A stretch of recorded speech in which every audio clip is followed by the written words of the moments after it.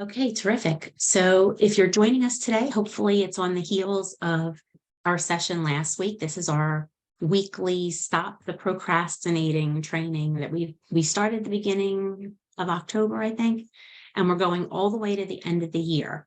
Primarily every Wednesday focusing on a different component of KV core, but a couple of times during this stretch, we're going to deviate a little bit and throw in some other topics that are really timely and sort of fall under that. I really need to stop putting off this task, and business planning and business budgeting certainly fall into that category, right?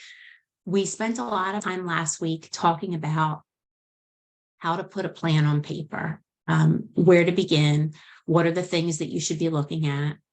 We talked about a good financial tool, and I shared that. And again, that is a tool that's available in the Dropbox. So when you have that link, you can go back and access it. And I can just show you real quick, remind you what that looked like. This is a resource that I give full credit to the New Jersey Broker's Office for. It's something that I kind of took from them and then modified to how I like to see spreadsheets and see numbers. But they get full credit for the initial concept. But the idea here is, number one, you need to know what your expenses are. And then number two, how do you build a plan for your business that at least meets your financial obligations, if not exceeds them? Okay, so this is a tool to help you figure out what your business needs to look like from year to year. Yeah. Again, available through the Dropbox. The other thing that we talked about was starting to set goals, goals that are tangible and manageable, achievable, but not so easy that you're bored by them, right? They should stretch you, but they shouldn't demotivate you. And if I could just ask everybody to mute, they shouldn't be so difficult or so unattainable that you're discouraged and stop putting the work and the effort in to pursue them. Okay. So we talked about all of that last week. And now what we should come out of last week are a few things, right? There are a few tools that you should have in place. We said you need to have a mission statement, a resume, that business budget, and then some sort of model for putting goals on paper. So here we are. At this point, once you get to this point in our training, you've climbed that mountain, you've done the work, and you've got these 4 tools: your mission, your resume, your budget, and your goals. So now you're going to stick it in a drawer, right? Well, isn't that what most people do? They stick it in a drawer. And then this time next year, you're going to find me or somebody else on social media talking about a business planning class. And then you're going to go through it all over again. But that's a wasted effort if you're not doing something between now and next October, November to actually make these tools work for you. That's what we're going to talk about today. What do you do once you have the budget and you have the business plan to hold yourself accountable to it? That's huge. Okay. So we're just going to talk through some strategies today. If there are things that you do in your business that you find help you, motivate you, keep you on track, keep you focused, I would love to hear those things too along the way. Feel free to share. Okay. So what do we need to do? We need to make it count. This exercise has to mean something and translate into something for your business. So we're not going to stick these tools in a drawer. We're going to keep them visible and accessible. Start with your mission statement. Your mission statement should be somewhere, once you've got it on paper, it should be somewhere where you see it every day. I don't care if you print it out on a pretty font, put it in a frame and put it by your nightstand. Maybe it's the screensaver on your phone. Maybe it's somewhere on your desk or in your office. Maybe you convert it into a canvas, or maybe you have a whiteboard or a poster board, but somewhere where you are looking at that statement every day. What does that do? That helps set your focus for the day, remind you of what your broader annual goal is for your business, and helps guide your focus, right? Keep you on track. There are so many distractions and so many ways that you can fall off course, that the goal is, being able to see that mission statement to sort of get you back grounded at the start of each day. The resume, unlike the mission statement, is not something that you need to touch every day. And quite frankly, most of us don't need to touch our resume but once a year when we go through this annual exercise. However, when something significant happens, whether it's related specifically to real estate or something broader, when you have a professional achievement or accomplishment, make sure you take the time to circle back to that resume and update it. We're coming to the end of the year, so you might have your resume updated now in November, but maybe in January you receive a certain production award from your local real estate board. Maybe you receive an award from EXP. Maybe you attain a certain certification. Go back to your resume and update it. Those sort of high level, great marketing achievements, like marketing in terms of you marketing your services, they shouldn't wait a year to make their way onto your resume. Okay. So when you see some of the review recommendations that I build in, you might just want to include in there briefly, should I add anything to that resume? It doesn't have to be anything in depth. Okay. Now let's talk about the financial component a little bit. We know we have this budget, but the budget is only going to be valuable to us if we understand how we perform against it over the course of the year. So let me go back and just pull up that document again so you can take a look at it. Remember, we identify what our personal expenses were going to be month to month. So, you have to cover your car payment, you have to cover your mortgage or your rent, your insurances, and so forth. But then we also talked about what it costs you to run your business before you even close a deal. That's also important information that you need to know. You can't fly by the seat of your pants. You need to quantify those expenses and then identify how you're matching up, how you're meeting those expenses. Okay. Production goals are all driven by how you get to cover these nuts. Okay. And then we talked about production activities all within this template. So when it comes to now taking this budget and managing it over the course of the year, there are a few things that I strongly recommend. If you're not already doing them, some people, you've been in this business a long time and you may already have some of these strategies set up. If you don't, I encourage you to seriously consider them. And I'm not a financial professional, but I've done enough on my own that I don't want people to necessarily go down the same pitfall paths that I have. Okay. The first one, make sure that you have a separate bank account for all of your commissions and then also for paying all of your business expenses. This is going to be extremely helpful to you, not only from a record keeping standpoint, but again, from an accountability standpoint of understanding what it's costing you to run your real estate business. You are a small business owner. You are an entrepreneur. So you need to understand what it costs you to run this business. Okay. So a separate bank account is going to help you do that. When you start to commingle your commissions with your, your food shopping expenses and your mortgage payment, it gets very hard to understand and separate out those two buckets, personal and professional. Okay. You also should have a system for tracking your expenses. And I don't put a specific program in here because I understand that people come at this from a variety of comfort levels when it comes to finance and when it comes to accounting software. For me personally, I think like a QuickBooks or a QuickBooks Online is an inexpensive but highly functional, easy to use tool that again helps you organize your expenses, helps you balance your business bank statement every month and gives you sort of that monthly framework to be able to run a report, see what your spend is, see what your income is without having to do a lot of self-calculation. Okay. But there are a lot of other tools out there. If you're comfortable working in a spreadsheet, if you've got a Gmail account and you have access to Google Sheets, there's actually a couple of budgeting tools that are available to you, template form, right in Google Sheets that you can modify to benefit you to frame out how you want it to look from month to month. If you had any question about that or wanted some guidance on that, I'd be happy to help you. But the point is, have something, a system in place that helps you track. And then you need to look at this at least once a month.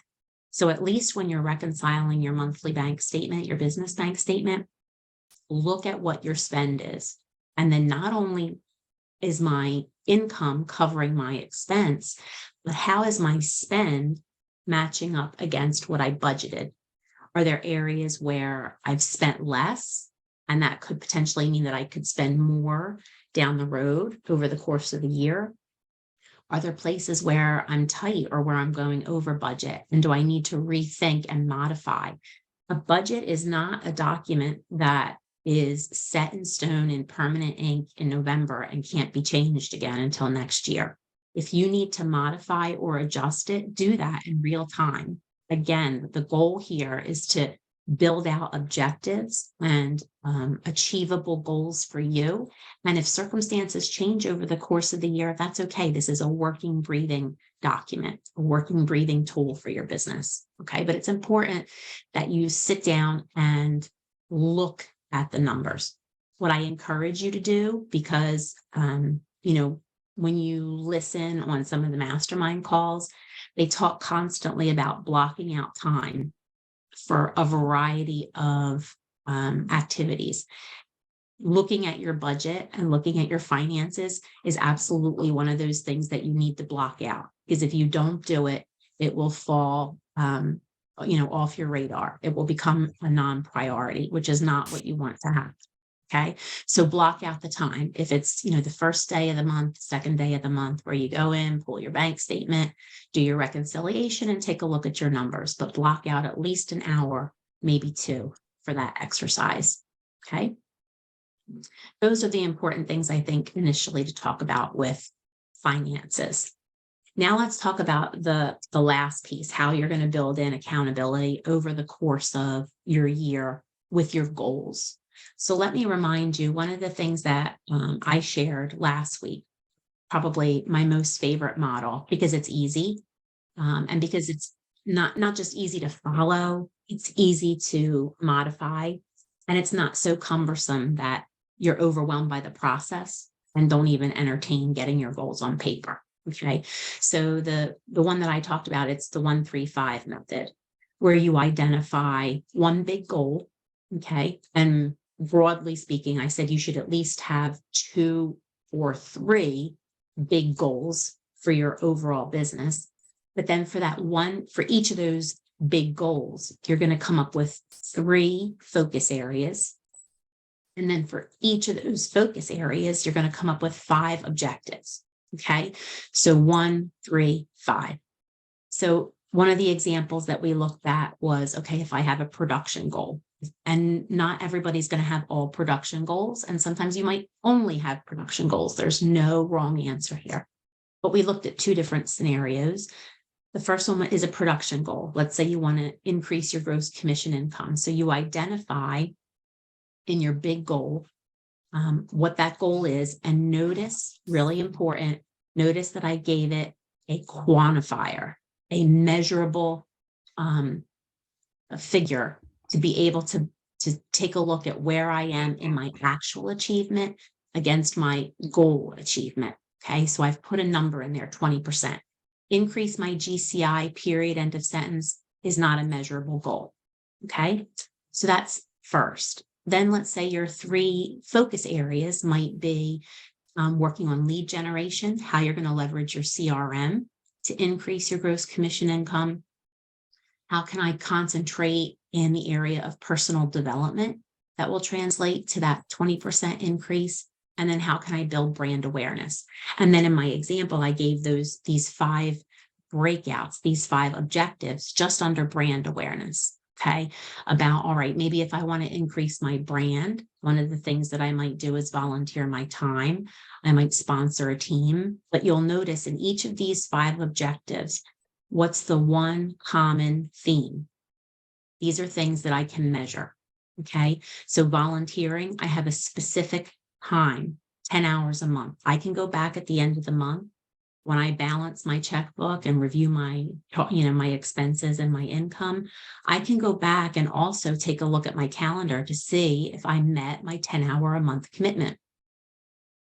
Same thing with postcard program. I can look at my expenses and know how much I spent and make sure that, again, I'm committing to every month investing in that postcard program.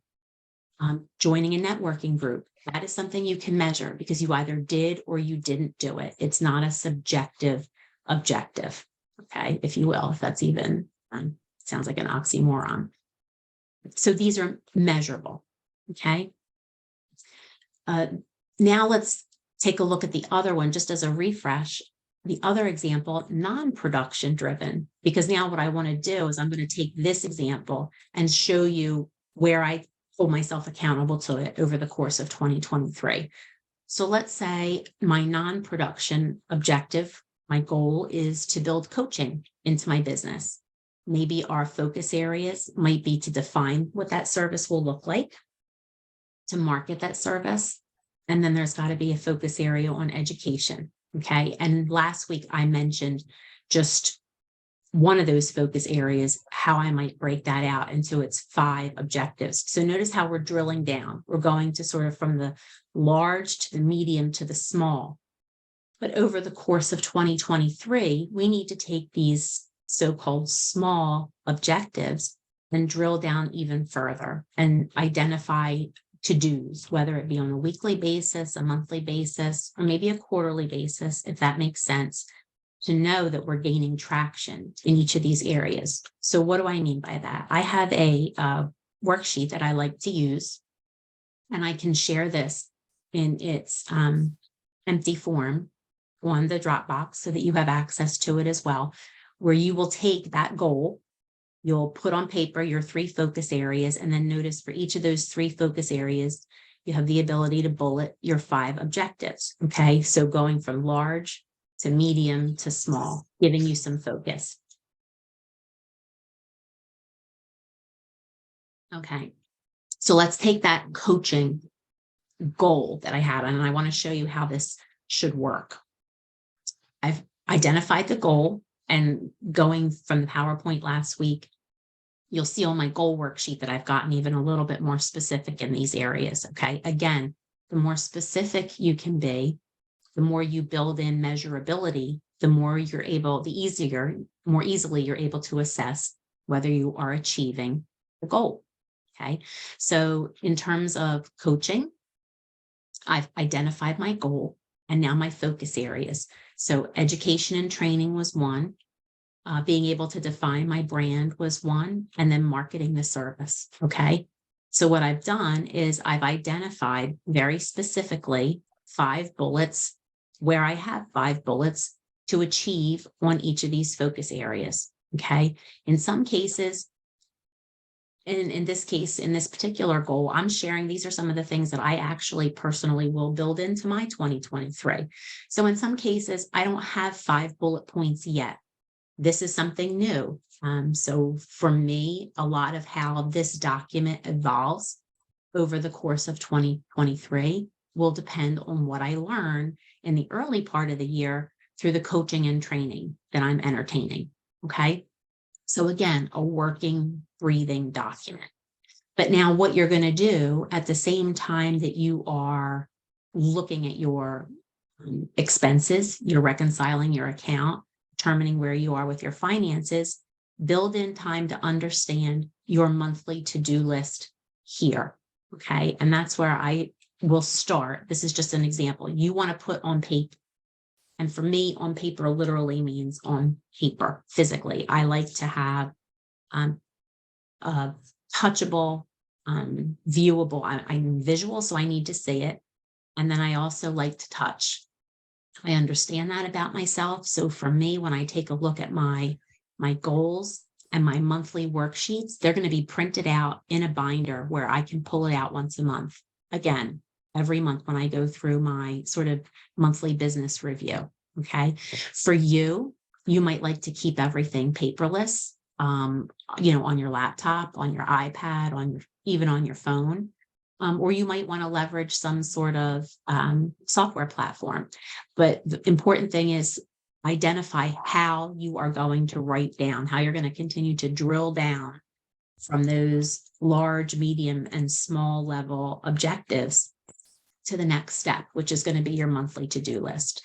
So maybe the beginning of my monthly to-do list, one of the things under education was to make sure that I define 12 books that I could read over the course of 2023, one book a month. So part of that is I have to go execute on that. I have to come up with the list. So that's what I'm doing here on paper. That will go into my binder. And then once a month, I will have, for the month of January, I will have identified one of the 12 books. Once my full list is built out, I will have identified one of the 12 books that I will read for the month of January.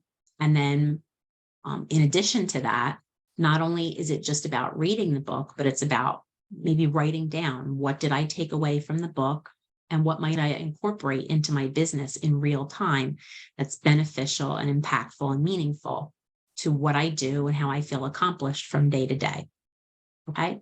Does that make sense? Does anybody have any questions on maybe this strategy, or do you have any thoughts or ideas on some things that you're doing that you find helpful in staying accountable to your business plan? Diana, I really like this a lot. And I'm just like you. I like papers. I like to see it. And it has to be like somewhere where I can see it too. I definitely, that's probably a little bit of the old school in me. I've tried to do a lot of things paperless, but I'm also one of those individuals that I love the feeling of accomplishment. And for me, taking a to-do list in the morning and being able to cross at least a few things off of it at the end of the day lets me know that to at least a certain extent, I was able to stay on track. So that's another thing that the physical paper allows me to do, is to be able to check things off and know where I made progress, be able to visually see what I need to carry over into the next month on the next worksheet. So, and what's funny? My husband, when he comes into my office, he's like, you still have few things on your checklist. Why don't you accomplish them? Yeah. Yes. Now, the only thing somebody has to help me with is how I stop creating new checklists in the middle of the day. If I could just work with one a day. Question. Yes, please, Lynette. Hi. How do you work reading into your daily schedule? Because I can share too after Diana. Like, do you read in the morning? Do you read at night? I know with kids, it's difficult. It is difficult. For me, personally, it depends on my purpose. I prefer to read in the morning when I'm reading business materials, because I feel like I'm sort of at my sharpest and I absorb the most. I'm sort of in note-taking mode. I'm ready to highlight when something kind of speaks to me and whatever I'm reading. On the flip side of that, if I'm reading at night, at 10 o'clock at night, it's usually like a juicy romance novel that just helps me unwind and detach from whatever happened over the course of my day. That's me personally. I can tell you, like my husband does most of his reading at 2, 3, and 4 a.m.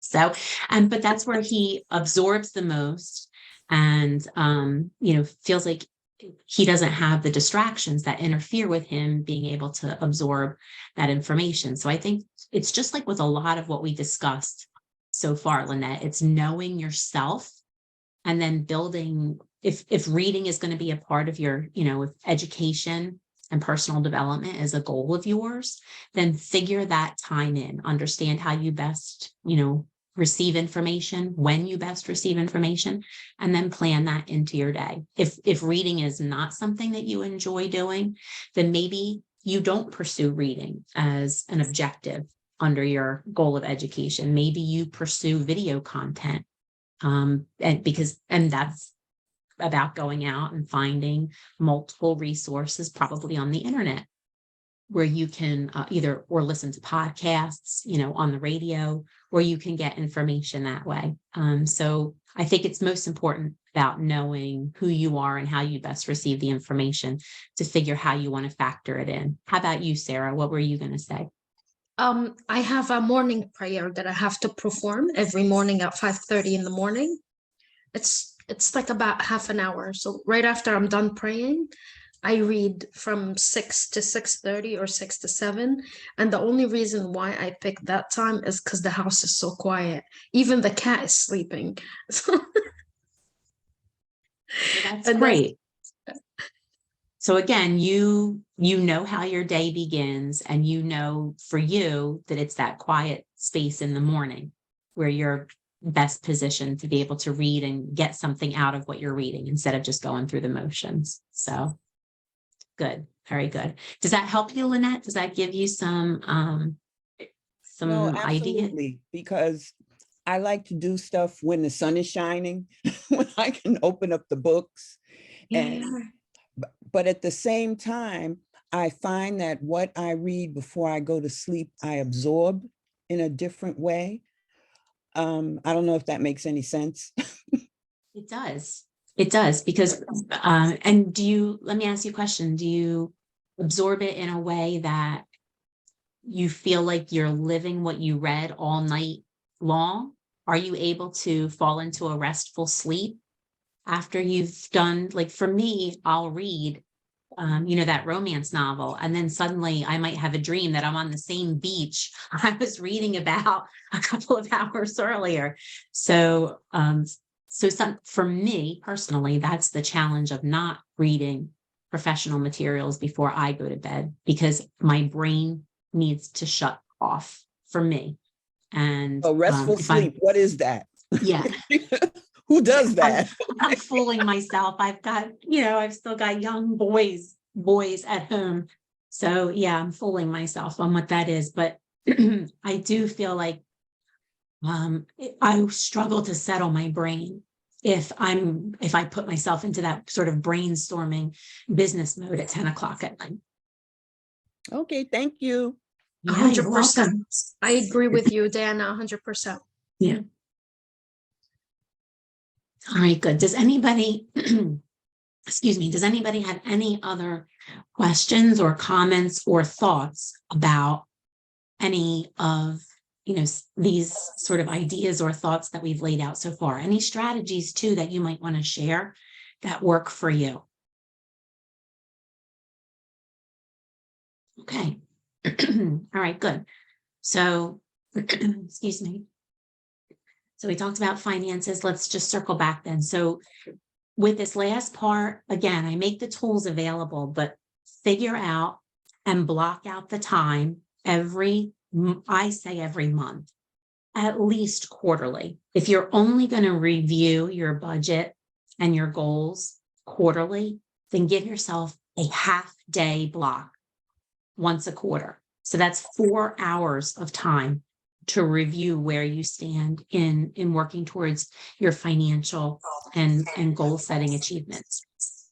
If you're going to do it once a month, I think 1 to 2 hours should be sufficient. And if you feel like you need more time than that, certainly block out more time than that. But on the flip side, I would argue that if you're staying on top of it every month, this exercise you should be efficient at it. Should be something that you can do proficiently, that you can assess where you are quickly. And again, if you're using financial tools to help manage your expenses, you shouldn't need a lot of time to reconcile a bank account or to fill in those few blanks of maybe receipts or things you forgot to plug in. If you stay on top of it day to day, then the review process should be an easy one. Okay. So we talked about how you measure your progress. So if I go in my coaching goal, if I, excuse me, still dealing with the effects of this cold. If I read the book, I want to make sure that I document that I read book. If I didn't, why didn't I? Let me ask myself the hard questions of why didn't I achieve that goal? Maybe I had personal circumstance that I needed to deal with some personal things, and that's okay. But how do I factor in 2 books in the next month? And is that a reasonable goal that I can achieve? And maybe about better managing my time. Maybe to Lynette's question earlier, maybe I was reading at night and am finding that that's not helping me be successful. So I need to change my day and start reading the first 30 minutes of the day instead of the last. So you're measuring your progress and you're making adjustments along the way. The other thing, and I'm not going to go really deep here on the math, other than to say, because everybody's goals coming into this session are going to be different, right? Again, you might have production goals, you might have non-production goals, but no matter what the goal is, you need to measure your return on your investment. So what does that mean? For me, if I look at the coaching goal, I know what I will be spending from an education standpoint. So I have to make sure that I'm not just spending money to spend the money. There has to be some measure of what I've spent against what I expect to be able to earn from taking those steps and making that investment in myself. Okay. For you, if you are working, let's say that you're working on a production goal and you decide to invest in some Google ads or some Facebook ads, or maybe you've invested in postcards. You need to have a process in place for understanding, to the extent possible, how those programs are either driving leads to you or giving you what I call reputation revenue. Okay. So in terms of leads, there are standards depending on the platform that you're in, depending on the vehicle that you use. So for example, with Making It Rain should typically produce leads. And this isn't just to give a background for those of you who aren't familiar, Making It Rain is an EXP program. So it's for EXP agents where you can build a Google Ads platform to drive visitors to your website where they register and then enter your CRM, hopefully potential buyers in the market. This is primarily a buyer-driven lead generation source. And you are basically going to build out your platform and pay on you'll pay EXP on a price per click basis. What you want to make sure is that at the end of every month, as an example, measuring return on investment, there are two different things that you need to look at. First, you want to understand how many leads you're receiving for the price that you are paying.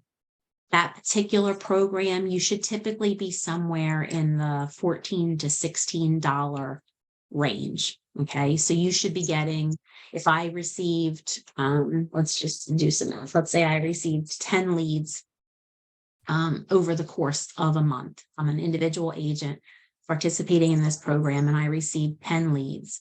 And my bill from EXP for the month was $200. That means that my cost per lead is $20. That's above what would be a typical average number for the industry.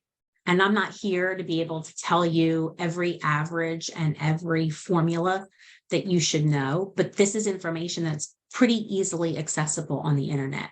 I just happen to know some information on Making It Rain because it's something that we do on our team. But so if you're at $20 a lead, and I know that the industry expectation is somewhere between $14 and $16, then I know that is not efficient, that we need to take a look at that I need to engage the Making It Rain personnel to figure out how we can drive that cost down, either by reducing the cost or by increasing our lead count.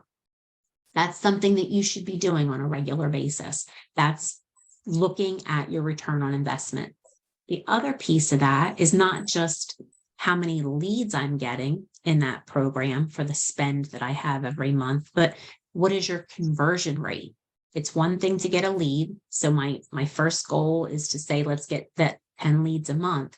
But then what's the second piece of that? How many of those leads am I converting? I need to be converting at least 1 to 2 of those leads a month to meet industry, actually just 1, maybe even half a lead, if you're talking about 10 a month, to be in line with industry standard. So you want to make sure on some level that, again, you are seeing the investment in any of your programs, in any of your tasks and financial commitments. You want to make sure that you're seeing how that directly translates to income in your business. The other thing that you want to think about is that reputation revenue, because sometimes you're going to have challenge in identifying exactly what the value is coming back to you. For example, let's go back to that production goal. Sponsoring a local sports team for $2,500. Okay, so maybe in addition to sponsoring the team that gets my name on the jersey, maybe there are 2 or 3 activities that the team has over the course of their season where I can participate. Either I can have a table, or I can be at the snack bar, or I can hand out flyers, but maybe there's an additional way that I can market my business and my services because I'm a sponsor of the team. That is an activity that you're not typically going to see or always be able to tell the exact benefit of. I received this client specifically because I put my logo on the back of that baseball team's jersey last spring. Okay. But what you are doing is building your reputation and building your brand awareness, which makes a contribution to the overall visibility and ultimately success of your business. Okay. So when you're looking at return on investment, there will be math measures that you can take to identify what your return is, and there will be there will be sort of intangible measures that you're going to have to be in tune to some level to decide from year to year. Do I feel like I had good visibility and opportunity sponsoring that team? Because I have to decide if it's going to be worthwhile to do it again next year, or if I should take that $2,500 and go somewhere else. Was the name or logo so small on the jerseys that I didn't get nearly the visibility I was hoping? Did I not have opportunities to interact with the team and with the families where I could have one-on-one opportunity to talk about my service? Those are things that you're going to have to think about when you review return on investment. Okay, so sometimes a formula, but not always. The other thing that I wanted to mention too was, and it completely went out of my head. Well, it'll come back to me in just a second. In terms of investment, does anybody have any questions or thoughts? Are there things that you're doing, or are you doing anything at this point to take a look at what programs you're committing to and whether you're getting a return on those programs and how you're seeing them benefit your business? I remember what I was going to talk about. One of the things that I just wanted to mention too was there could be opportunity to think about as you plan entering into certain activities, how you can measure and how you can directly correlate a new lead back to a program that you invested in. For example, one of the things that we talked about with KV Core was that in your KV Core account, you have your own QR code. So we talked about how easy it would be to build your QR code into your postcard marketing if you're going to get into the postcard market arena, right? If you want to enter into the world of farming. There is a way that you can build out your postcard campaign where your call to action, where the recipient of the postcard is called to some action by scanning the QR code. So now you do have the ability to some extent to gauge what the return is. If you are sending out 1,000 postcards and you identify that you want to get at least 50 or 100 QR scans, then that's something, again, that you can measure. If you're falling short of that, why is that? Is your call to action not strong enough, not attractive or appealing enough? Maybe you need to think about that. Maybe you need to think about what the messaging is on your postcard itself. Maybe it needs to be more engaging or better connect to the recipient, knowing your recipient. So there could be valuable information there. So the idea is that when you are building a business plan, you're thinking ahead of the programs that you're going to invest in. You're thinking ahead of what you hope to accomplish over the course of the year, so that you're not just diving into the deep end of the pool and throwing money into a postcard program and then thinking 12 months in, oh, gee, I should have figured out how I was going to track, any success I have on this program. Think about that up front. Okay, that's my point there. Does anybody have any questions on any of this information or anything that, again, you want to share? Because I always love to hear what other people find works, doesn't work, or maybe too, I always appreciate when people want to share what they struggle with too, because I know this is not a favorite subject.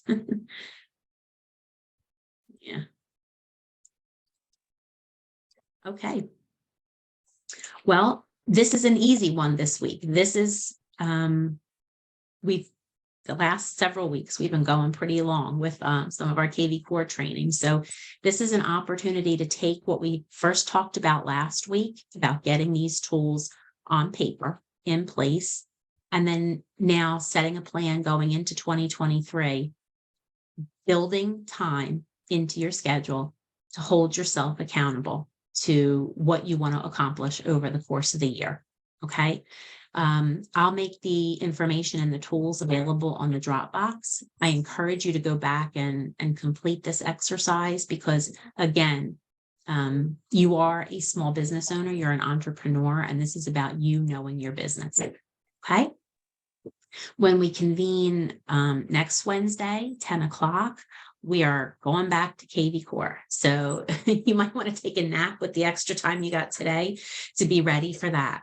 One of my actually most favorite things I think about KV Core is the CMA program called Core Present. And that's what we're going to talk about next week. We're going to take a lot of time there.